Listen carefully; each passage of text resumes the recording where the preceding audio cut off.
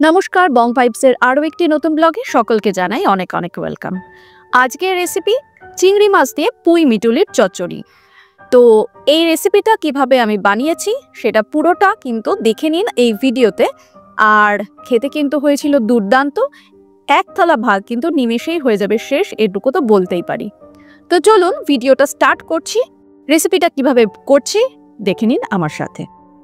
তো প্রথমেই নিয়ে নিয়েছি এখানে কড়াই আর নিয়ে নিয়েছি তেল।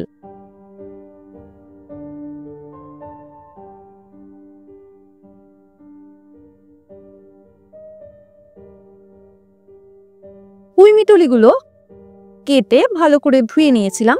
এরপর তেলের মধ্যে দিয়ে দিলাম আর সামান্য নুন আর হলুদ দিয়ে আমরা প্রথমে এটাকে সাঁতলিয়ে নেব। অনেকে হয়তো অনেক রকম ভাবে বাড়িতে বানিয়ে থাকেন, তবে এইভাবে বানিয়ে দেখবেন কিন্তু দুর্দান্ত লাগে খেতে। তো নুন হলুদ দিয়ে আমরা প্রথমে এটাকে একটু সাঁতলিয়ে নেব। হালকা একটু ঢেকে দিলাম, তার কারণ হচ্ছে এর থেকে একটু জল ছাড়ে, তো সেই জলটা যাতে সাঁতলাতে সাঁতলাতে আবার শুকিয়ে যায়, তো সেই কারণে। তো এই করতে করতে বেশ কিছুটা কিন্তু সেদ্ধ হয়ে যায়। তো দেখুন সাঁতলানো কিন্তু হয়ে গেছে, ভাজবো না কিন্তু অবশ্যই সাঁতলাবো। তো সাঁতলানোর পর আমরা একটা বাটিতে সেটা নামিয়ে রেখে দিয়েছি। কড়াইতে নিয়ে নিলাম আবারও একটু তেল। এরপর চিংড়ি মাছ ছোট সাইজেরই, দেখে আশা করি বুঝতেই পারছেন, চিংড়ি মাছটা ধুয়ে আমরা দিয়ে দিলাম ভাজার জন্য। তো নুন আর হলুদ দিয়ে কিন্তু চিংড়ি মাছগুলো আমরা একটু ভেজে নেব। তো চিংড়ি মাছ ভাজা হয়ে গেছে, এরপর চিংড়ি মাছটা নামিয়ে আমরা আমাদের পরবর্তী রান্নাটা এগিয়ে নিয়ে যাব। খুব সহজ একটা রেসিপি, খুব তাড়াতাড়ি কিন্তু হয়ে যাওয়ার মতন একটা রেসিপি, আর খেতে হয় দুর্দান্ত। তো সুতরাং অবশ্যই কিন্তু বাড়িতে বানাবেন এবং কমেন্ট করে জানাবেন কেমন লাগলো। তো চিংড়ি মাছ তুলে নিয়ে কড়াইতে দিয়ে দিলাম আবারও একটু তেল। এরপর আমরা ফোড়ন হিসেবে ব্যবহার করলাম এখানে শুকনো লঙ্কা, তেজপাতা আর গোটা জিরে। তো ফোড়নটা একটু ভেজে নেব।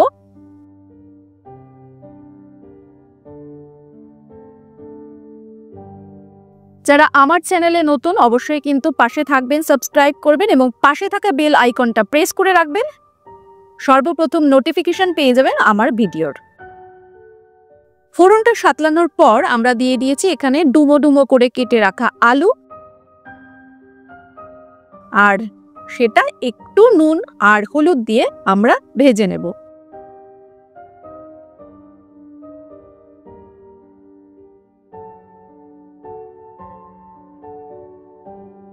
তো ভাজতে ভাজতে এর ফাঁকেই হচ্ছে করে নেব একটা মশলা। তো মশলা বানানোর জন্য একটা মাঝারি সাইজের নিয়েছি পেঁয়াজ, 1 চামচ মতন হবে আদা, 3 কোয়া মতন রসুন, আর ঝালটা অবশ্যই কিন্তু আন্দাজ মতন। তো একটা সুন্দর পেস্ট করে আমরা নিয়ে রেখে দিয়েছিলাম সাইডে। তো আলুটাও এইদিকে আমাদের ভাজা হয়ে যাওয়ার পর আমরা সেই মশলাটা কিন্তু পুরোটাই দিয়ে দিলাম। এরপর ভালো করে আমাদের আলুর সাথে মশলাটা কষাতে হবে। কষাতে কষাতেই দিয়ে দিলাম এখানে শুকনো মশলা। এখানে দিয়েছি কাশ্মীরি লঙ্কার গুঁড়ো, জিরে গুঁড়ো দিলাম এখানে আমি, আর দিয়েছি ধনে গুঁড়ো। তো কাশ্মীরি লঙ্কার গুঁড়ো তো অবশ্যই রঙের জন্য ব্যবহার করেছি, আর জিরে গুঁড়ো আমি 1 থেকে 1.5 চামচ মতন ব্যবহার করেছি, আর ধনের গুঁড়ো ব্যবহার করেছি 1/2 চামচ মতন।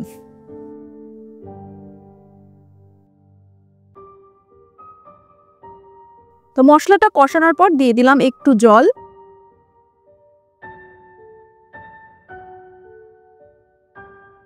এরপর যে পুঁই মিটুলিগুলো আমরা তুলে রেখেছিলাম সেটাও দিয়ে দিলাম। এবার সমস্তটা আমরা বেশ ভালো করে কষিয়ে নেব। রান্নাটা হতে হতেই কিন্তু একটা দুর্দান্ত গন্ধ ছেড়েছিল, যখন আপনারা বানাবেন আপনারাও বুঝতে পারবেন। দিয়ে দিলাম স্বাদ মতো নুন, আবারও করে নিলাম নাড়াচাড়া।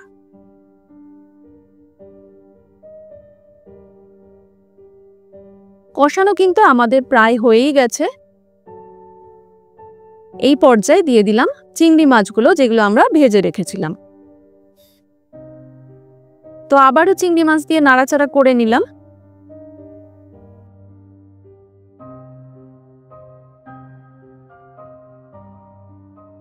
কষানো একদমই আমাদের কমপ্লিট। তো দিয়ে দিলাম এখানে জল সেদ্ধ হওয়ার জন্য। রান্না কিন্তু প্রায় শেষের দিকেই, জাস্ট সেদ্ধটা হলেই হয়ে যাবে। তো মিনিট 5-7, ম্যাক্সিমাম 10 মিনিটের মধ্যে কিন্তু রান্না আমাদের একদম কমপ্লিট। আলু, পুঁই মিটুলি সমস্তই কিন্তু একদম সুন্দরভাবে সেদ্ধ হয়ে গেছে। রেসিপি কিন্তু আজকের একদম তৈরি। শেষ মুহূর্তে দিয়ে দিয়েছি একটু চিনি টেস্টটাকে ব্যালেন্সের জন্য, আর দিয়ে দিয়েছি একদমই সামান্য পরিমাণে গরম মশলার গুঁড়ো। নামানোর আগে দিয়ে দিলাম একটু ধনেপাতা কুচি। ব্যাস, আজকের রান্না কিন্তু একদম কমপ্লিট। আশা করি আজকের ভিডিওটা ভালো লেগেছে। ভালো লেগে থাকলে কিন্তু অবশ্যই সাবস্ক্রাইব করতে ভুলবেন না। নমস্কার, সকলে খুব ভালো থাকুন।